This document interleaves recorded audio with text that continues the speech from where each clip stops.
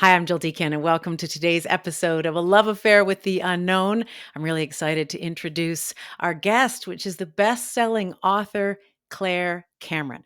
Claire has written several award-winning books of fiction, including The Last Neanderthal and The Bear. And her other life passion, besides writing, is the great outdoors, specifically canoe tripping. Claire has said about herself, "The outdoors is who I am."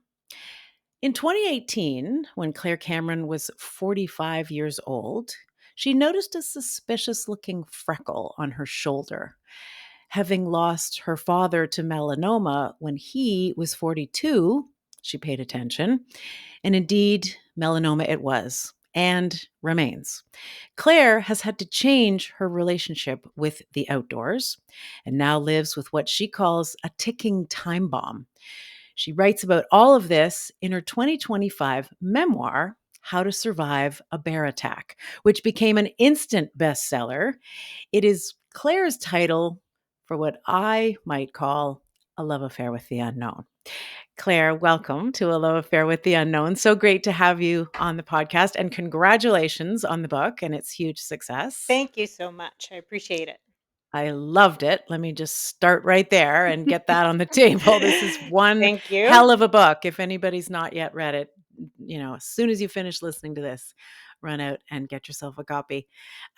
There's a lot, some of what's in the book I just referenced, but as the title suggests, a main thread in your book involves a deadly bear attack in Algonquin Park that happened a few decades ago, which was also the jumping off point for your novel, The Bear. Mhm. So I want to start with that story in terms of why it has held such power over you for so long, do you think? I think um, so. I was working at a summer camp in 1991 when this bear attack happened. And I remember picking up in October because it happened over the Thanksgiving long weekend in Canadian Thanksgiving. And I remember picking up a copy of the Globe, and it was the bear attack was on the front page. And the bear was described as 308 pounds of black fury. And I was like, oh, and then it said it happened on Bates Island, which and was an island I knew in Algonquin Park. But it was also like almost a Hitchcock reference, it sounded like Psycho, like a horror movie, not something that I could imagine happening in this place I loved, Algonquin Park. On the other hand, I knew black bears, especially in the 90s. I knew them as like overgrown raccoons, these things that, if you don't scrub off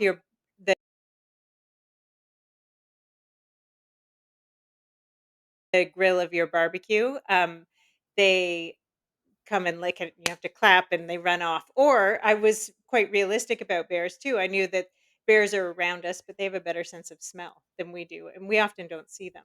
So it was almost like those two things, what I knew of black bears and then what I had heard had happened, that a black bear killed two people. It's like there was so much distance between the two. I think my fear of the incident kind of got caught in between those two things. I couldn't make any sense of it. And for years and years and years, it sort of run through my mind in various different ways because of that. Okay, as you do in your book, you introduce a few different threads. So I'm going Yeah. to park that one for a second and Okay. introduce another thread in your story, which I referenced the diagnosis that you got in 2018. Tell me a little bit about that and what that means for your life. Should I go back to explain that? Because I feel like that needs to be understood in the context of my sort of life experience, which was that when I was 9 years old, my father died of melanoma. So this was in the 80s, and I'm sure some people out there have experience or secondhand experience of cancer treatments in the 80s. It's still often very brutal, but what I remember him undergoing was more like a flamethrower. It was just such so hard on him. He was 6'5", and by the time he died, he was about 100 pounds. Just a really horrible, painful death in many ways. Um, but the way I recovered from that, I kind of went numb. I remember my sister crying, and I remember wondering why she was crying, because that wasn't gonna bring him back. So it didn't make any sense to me that she was crying. I went numb, I think is a good way of describing it, just because I was so young. But the thing that really brought me back to life was going in a canoe. I went on the White River, into Superior, and that experience was just incredible. We were out there for about 30 days. The way that I connected to like the land, and on a canoe trip, your job is like get from here to there, and that's it. Like life is just reduced to these very simple terms. Um, I also connected so closely to the people I was with. So I woke up, and so when my whole life then became, as you said in the introduction, about the outdoors. So when I was 45 and I found this black spot, um, I was alarmed. I thought not great, but I'd always sort of known that I was fair haired and um, maybe would have melanoma. It turned out, though, that I had 4 instances of melanoma, which is it's the most deadly kind of skin cancer, and it's just unusual to have that much at that age. So I did a genetic test, and the doctor found that I have a mutation in my CDKN2A gene, which is one of the proteins that stops the cell replication process in most people, but not in me. So I'm That very in other words, that you have a genetic mutation that disinhibits your body yeah. from fighting cancer. Yes, exactly. It's Mhm. almost like, if you think of it on the immune spectrum, it's like I'm not immune. Most people's bodies would fight off the cancer in a way mine doesn't. Um, so as part of that conversation with my surgeon, when I found that out, he said that your genetics are probably going to dictate the course of your disease, but the one thing you can do is stay out of the sun. And for me, that was just so devastating to hear, because the kind of it's not like I can just put on a long shirt and go for a 30-day canoe trip. It absolutely meant I had to change everything I do and how I get through hard things. When I was diagnosed with cancer, all I wanted to do was go on a long canoe trip. I was like, that'll make it better. And all of a sudden, so that way I had of healing was no longer available to me. Yeah, tell me about that idea that the thing that had been your ticket to feeling alive again and feeling emotion and coming out of that numbness Hmm. after your dad died, the very thing that you would instinctively turn to heal from something fearful or upsetting was taken away from you. Yeah. The thing I love doing with my friends and my family, and I met my husband climbing in the desert. Like it's just was sort of endless.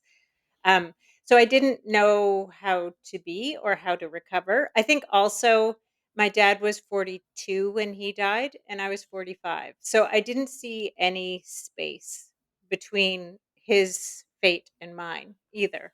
So I not only pictured a sort of that death was sort of around the corner, but that it had the potential to be a very hard one as well. So that's kind of it was like in that state um, when I started this book. Tell me about how you have come to terms with something that is so meaningful to you and so essential to who you are, being taken away from you as an opportunity. I mean, a sunny day brings joy typically to most Yeah, people. yeah, How do you sit in your mind with your relationship now to the sun? It's so life-giving and so joy enhancing, as I say, for most circumstances. yeah. So the what my doctor said was the ideal amount of UV exposure for me is none. And we agreed at the same time that that's not realistic. At some point, I'm human, and my kind are awake during the day. We aren't nocturnal.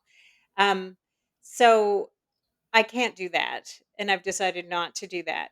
But at the same time, there's not a lot of research with people with my condition to guide me. It sort of tends to be people in the Scottish diaspora, and there's not a lot of studies. So it's been a little bit of trial and error. When I guess the thing I've every year, I would say it's still hard, because I'm that type. I'm like, if I have a bucket list, then I was going to go and climb Denali, and that was on my bucket list. I had Mm. all these things that involve, being on the water or on glaciers or anything reflective. Basically, that was on my bucket list. So I still have moments when I grieve, but what I've really done is figured out that I have to focus on what I can do and not what I can't. So actually, I write about this in the book. There was this beautiful moment where my husband and I went to Bates Island, which is where the bear attack happened in Algonquin Park. And he's from California, so he's not familiar with the park. And I rolled out the map in the morning, and I showed him all the canoe routes I'd done and that sort of thing. And this was in October, so the UV was much better, but still, when you're on water, it sort of doubles the reflection and things. And we were in an aluminum canoe. I still knew it wasn't like the best place for me to be. And this Um, was fairly soon after this diagnosis and Yeah. Well, this and was a year and a half, I think. Yeah. So I was still working out how to be in the world. So I had long sleeves and sunscreen, but it still didn't feel like it was the best choice. But anyway, there we were. But I was showing my husband the map, and he pointed to these other little dotted lines. And he was like, "Well, what are these?" And I was like, "Oh, those are the hiking trails. We don't bother with those because I've always been so focused on um, being on the canoeing. water. Exactly, but he was like, "But those are in the forest, they're in the canopy." And I was like, "Oh, right." So instead, I was just sort of my mind was, like, clenched on don't you can't canoe. I wasn't even looking at what I might be able to do. So we've started to go to Algonquin Park, but in the fall when it's actually quieter, the miserable weather means there's a lot fewer people. You tend to have the hiking trails to yourself. And hiking is a beautiful way to go through the park. I can be much safer because I can go in the beginning or the end of the day or stay under the trees. It just gives me a lot more control over sun exposure. So every year, I live with this. I've found something like that, something that I can do that's new. So I love that. The idea that the way that you thought things were supposed to go, Yeah, even as in the form of recovery, what you thought was the thing to do to recover from hard things was to get out on the water. yeah. And you tell me a little bit about what you have found by having your circumstances change that's maybe opened up those dotted lines that you had previously never explored in the park and maybe other circumstances. Like, what has having this huge turnaround in who you can be in the world done for who you now are in the world? I think one of the biggest things, like when I got in that canoe in that on that trip I just described, I was very conscious that my muscles had been, because I had 4 big slashes on my back, and I was conscious that I wasn't as strong. So I was very glad to see that I could paddle, and I was, like, getting my strength back. And what I was thinking about at that time was, how do I get back to what I was before? And that was my obsession for, about 2 years. How do I get back? And it was at some point during that time when I realized I'm not going back. I'm something different and I have to change. And I think it was that realization. I mean, writing this book was a huge part of helping me realize that. On that same trip, this might be a good way to describe it. I was So we were this is in on Lake Opeongo, which is a big lake in Algonquin Park, a wilderness area. And we were paddling out, and there's all these campsites along the east side that are perfectly positioned. And I never get when I'm there in the summer because the sun sets on the west. And so that, there are these campsites with these beautiful sweeping rocks, and like they're just the ones everyone wants. So they're always taken when I go through. So when my husband and I were going out, we were going to Bates Island to see I wanted to see, like, the foliage and that sort of thing at the time of the year when the attack happened as part of my investigation. But, I kind of wanted to stay in one of those campsites instead because I never get them. And my husband was like, "Oh, what are you, chickening out or something?" And I wasn't superstitious about the site. Anyway, we went and stayed the night at the site, but just as we were pulling up, I turned around, and looked, um, at where the sun was setting, and it had shifted because of the time of year. And I was thinking of the couple who took that same route before the bear attack happened. It was always said about them that they this happened through no fault of their own at all, which I wholeheartedly believe. They were just in the wrong place at the wrong time. But when I was at the campsite around the time they would have been, around the same time of year, I looked back and I could see the sun was going to set directly across from the campsite. And I realized that they had probably chosen that campsite for that reason. They were going to have the best view. And I just kind of thought, for them in that moment, maybe they were in the right, maybe they were exactly where they wanted to be. And you kind of can't do any more than that. You don't know what's around the corner, and you have to make the best choices for you right then, and be in the moment. And that helped me realize that I have, every morning I wake up, I have that day. And what am I going to do with it? It helped me really sort of settle in to the importance of not projecting ahead and not letting fear of something happening eclipse your life. Which is, I mean, that's the goal, right? That's what everybody, would love to be able to do, Mhm. to be more mindful and present and appreciative of what Yeah. we have right here and let the future be the future, as they say. Um, and sometimes it takes an incredibly hard thing to force that on us. I wonder about, because you have such a love for the outdoors and have spent so much of your life in nature, tell me about how the outdoors can do that for us as well. Like, there's so many aspects of being in nature that really yank us into the present moment, don't they? Yeah, they Tell me do. about your experience with that. Well, one thing I think another thing that sort of my idea of the wilderness changed, and like what I'm actually seeking changed while writing this book. I used to think of like when I wanted to go into the wilderness to like escape or be free or have those amazing moments, I'd have to go north. Like I don't even know where that is, but that's how I thought of it. I was like, yes, I need to go north, and that's where the real wilderness is. Um, and part of this book writing this book, I came to understand what Algonquin Park is. It was like boundaries that were defined in 1893. It was named after the Algonquin people at the time, but those same people were kicked out of the park. So those boundaries that I think of as sort of like enclosing a wilderness or a haven were used to exclude other people.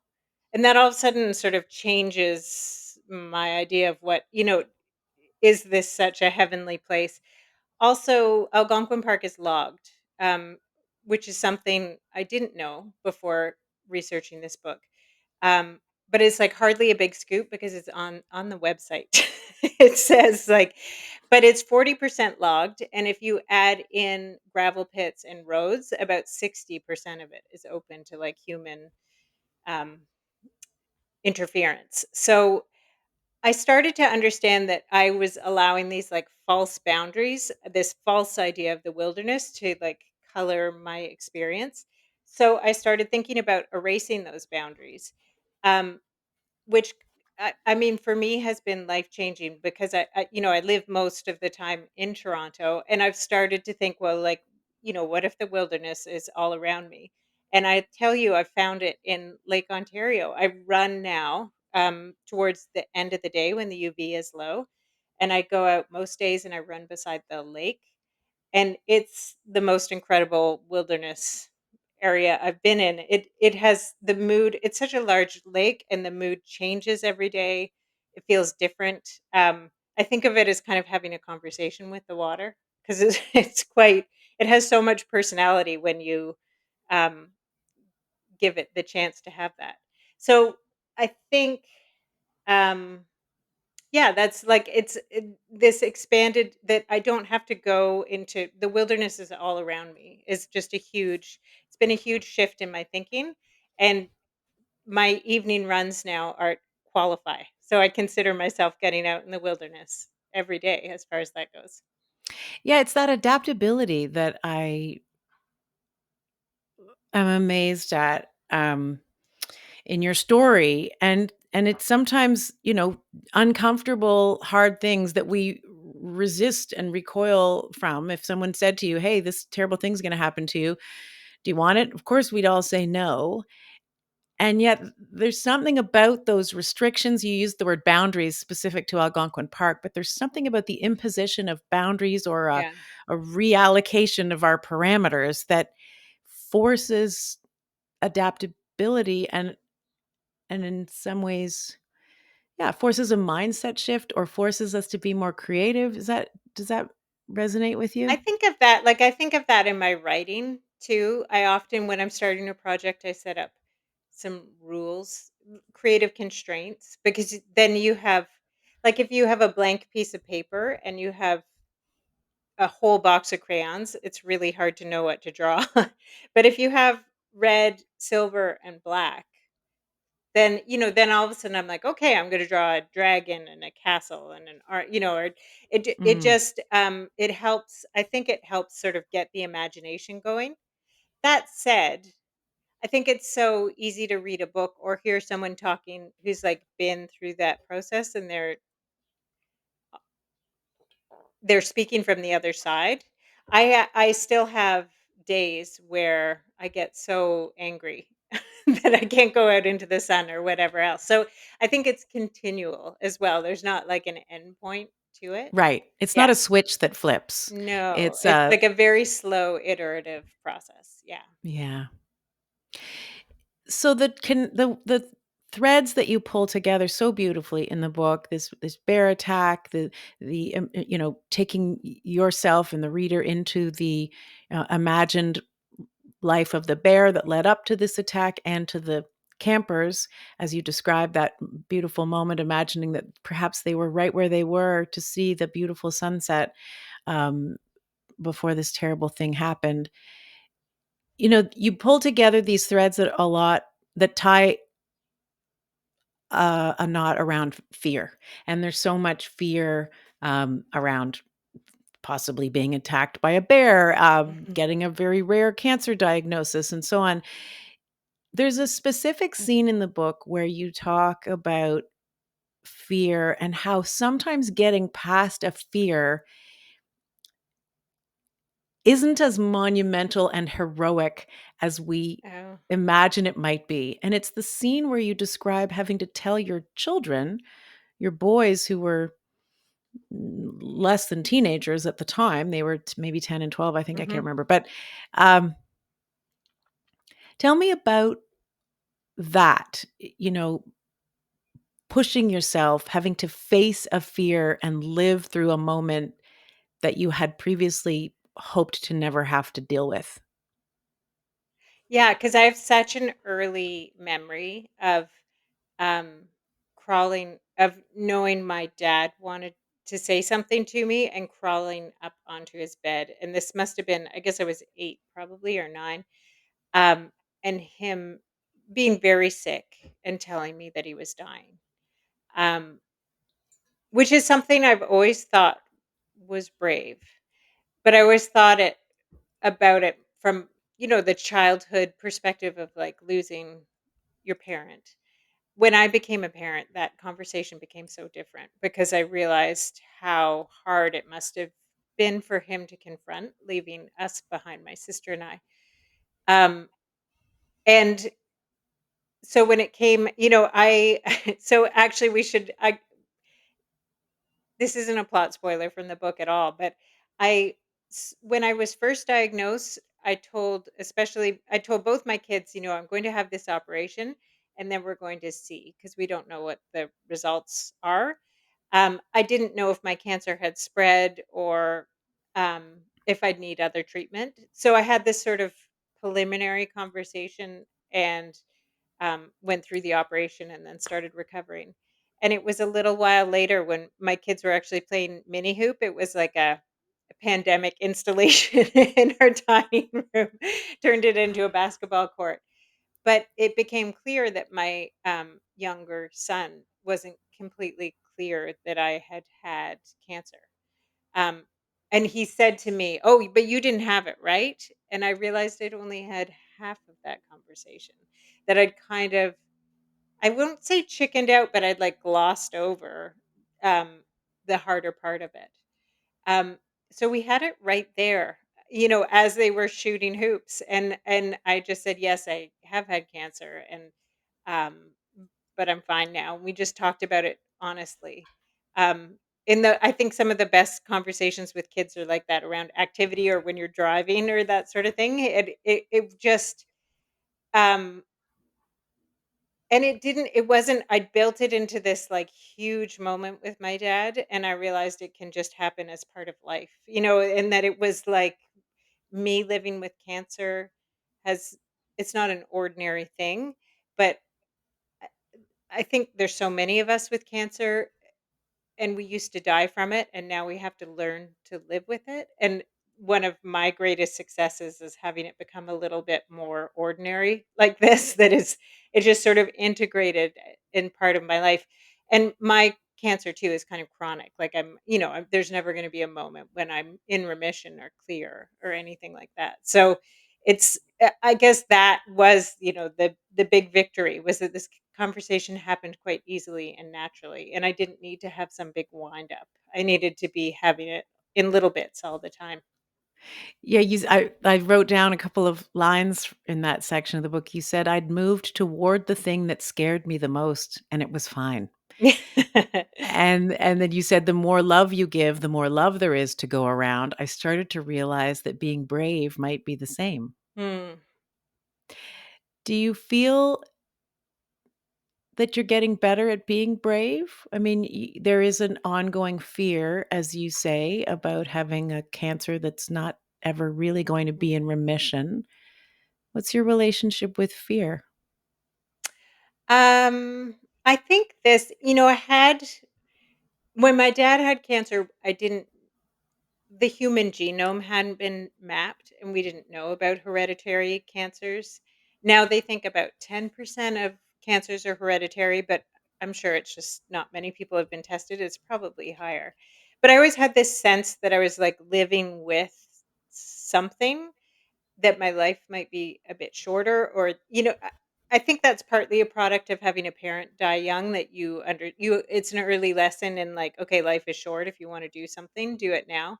But I also had this sort of like dark shape feeling around me. And it it in the process of writing this book, you've sort of alluded to one third of this book, which is about the bear himself. So for so long, I was sort of haunted by this attack, and there was this dark shape, this 308 pounds of black fury that was described in the paper. Um, and what I actually did was like write about him in the year leading up to the attack. And I worked with wild biologists and scientists and that sort of thing to paint a realistic picture of how he meets his needs, his motivations, and his like daily activities. And that really took. I understood then that the bear was in doing all that. The bear was trying to do the same thing that I was, which is survive and hopefully better than that, thrive. And that's why that bear was on that campsite that night. And coming to that realization was so helpful because it's like a way to you something becomes so much less scary if you get to know it. And if you get to understand it and you get to ask questions about it and you come to see it for what it is. And in a sort of weirdly similar way, I've come to know my cancer. I'm much better at living with it. There's and also I think that the fear is quite legitimate. It's like if you can pinpoint it, it's like, "Oh, there it is. Yeah, that's scary and that's okay." But if you know what it is, then you can start to have a plan and figure out how you're going to cope with it. If it's just like a black shape in the distance is very hard to cope with.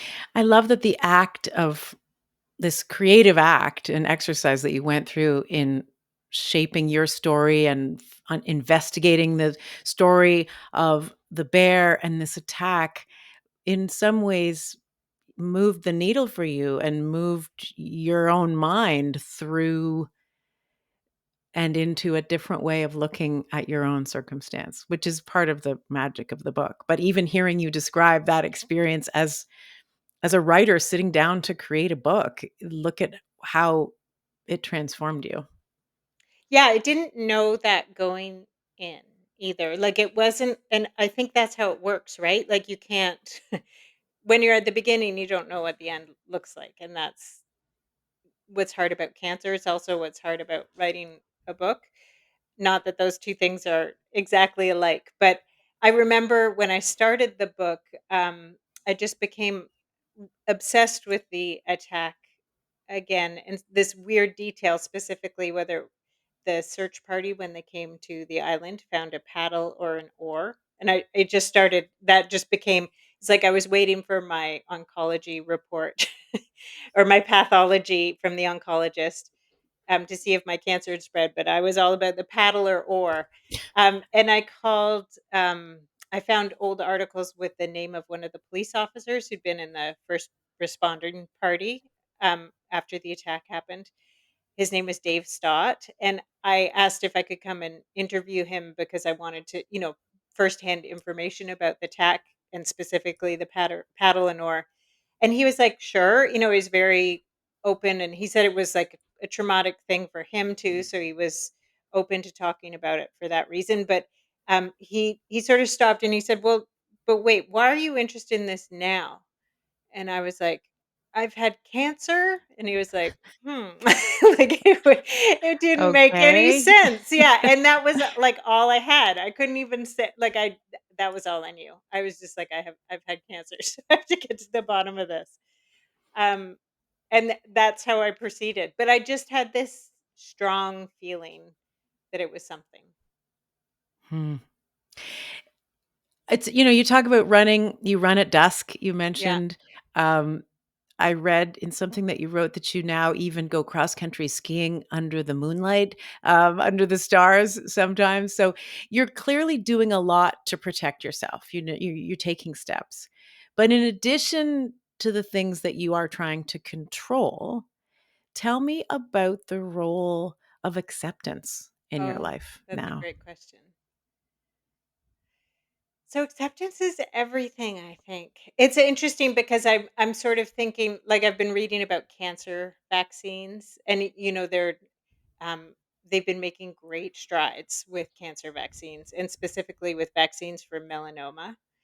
Um and that was such a funny thing because it kind of holds a magnifying up to your my level of acceptance. It's like I've sort of accepted that I have melanoma, and then you introduce this like idea that there could be a vaccine. It kind of like throws the acceptance stuff out the window, but it's such an important part of it.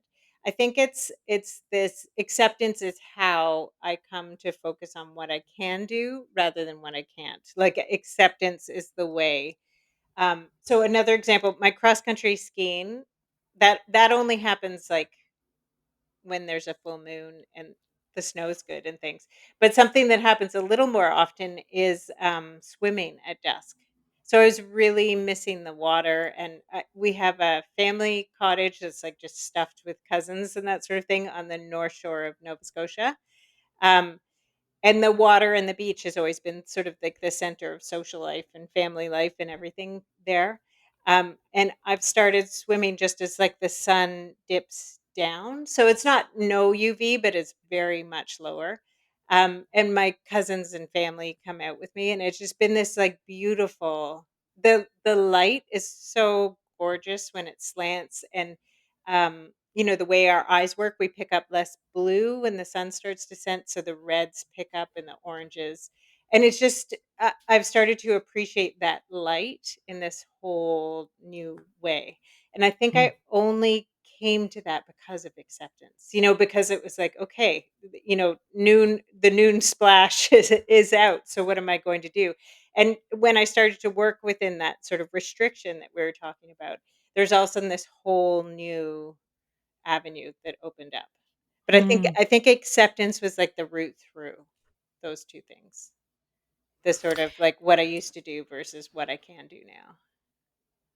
The other image that comes to my mind, and you've probably thought about this a lot, but I picture you in from what I've read about the work that you have done in Outward Bound and just as an outdoor adventure hiker, canoe tripper, all the things. I picture you. I believe you referenced this in the book, actually, on a precipice with your then maybe not husband, but um, I picture you on a precipice, a physical precipice, Mhm. um, and all the years you spent finding aliveness, kind of hovering on those physical precipices, looking Mhm. out over this majestic view and so on. Yeah. And now you're at almost a figurative precipice in your life. And I wonder about how that feels. And I'm just curious about what your new circumstance, sort of the mental precipice that you're Mhm. constantly on, living with the threat of recurrent cancer. What does that do for your sense of aliveness? I remember feeling very overwhelmed by, like, time at first, and I think it was because I was standing on that precipice and I was like, "Well, am I supposed to be looking at the horizon or am I about to, like, drop?" And it was really hard to know when you just before I'd been living just assuming I had this long life and this sort of plan going out, um, it was very hard to know where to focus. Um, the other thing that happened was I had the first batch of melanoma, and my dermatologist and I sort of said, well, you know, maybe that was like old damage or something. Maybe this was it. Maybe you will, if you have 2 years clear, then we can start to like relax the rules and you can sort of get back to where you were. So I was really into that. Ve very excited about relaxing the rules, and what actually turned out happening was I got melanoma in my eye, which isn't where you want it, and I had this, like, clockwork orange, like I won't even get into it, but I just realized, okay, so the horizon isn't necessarily way out there, it may be somewhere in between. So, I stopped trying to think in such big terms. Um, it was my husband actually said, like, what about 3 years or what about 5 years? So I actually picked three. I started going on 3 years. What am I going to do in 3 years? And I mean, I'm healthy now. I'm probably not going to die in 3 years. So I can refresh that 3 years, and there's nothing to be said. But actually, when I started planning 3 years, 3 years you can picture and it's like very achievable. So like I want to write another book. I want to get my youngest son out of high school. Like there's just like these things that if I get to the end of 3 years, then I've had like a bunch of successes rather than like a grander failure to be around for my kids or whatever else. And then I'll do three more. And I've just decided to take shorter steps. In a way, if we want to take the precipice, I'm like climbing down off the precipice. And I'm trying to not get to like, because when you're looking at a view, you evaluate where you are and where you've been and all those sorts of things. I'm trying to like sort of shrink it down to like, instead of a precipice, I'm waking up in the morning and who am I going to spend time with? What am I going to do with, the first part of the morning and the second? Uh, my run is such a focus. So I make sacrifices to fit that in. But it's just really helped ground me in day to day rather than get too entranced by the view, I guess. Honestly, you make it sound so easy, and, and I mean, reckoning with the unknowability of how much more time you get to be with your kids and be here is as I say, you make it sound easy. Of course, the truth is that none of us, with or without a Yeah, history of cancer, knows how much more time we have I to be know. with the people we love. That's the Um, amazing thing. And but and you've I'm very unusual in that I know my genetic mutation. And but imagine, I mean, so many people probably are living with these things too, but they don't know about them. yeah. What do you think is your love affair with the unknown? That Oh. when I read your book, I thought, okay, this is definitely a conversation we need to have on this podcast. Huh. But I feel like when you describe it, as you said, I focus on the first part of my morning and then the second part of my morning, and I don't get caught up in the long range view.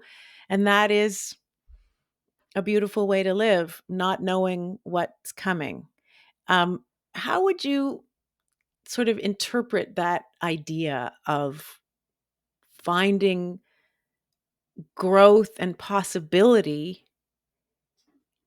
in the things that are also uncertain and in some ways uncomfortable?